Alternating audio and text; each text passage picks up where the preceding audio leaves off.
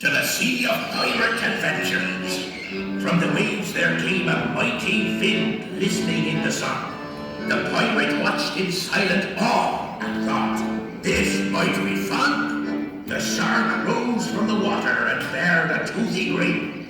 The pirate, though first cautious, took a breath and dived right in. Grab hold tight, the shark exclaimed, splashing water in the sky.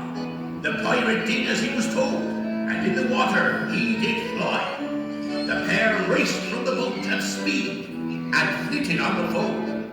Then as the sun began to sink, the pirate said, now ho! As the pirate left his newfound friend, he felt a little sad. He turned towards the shark and said, that's the most fun I've ever had. The shark smiled again, that toothy grin, replying, same time next week.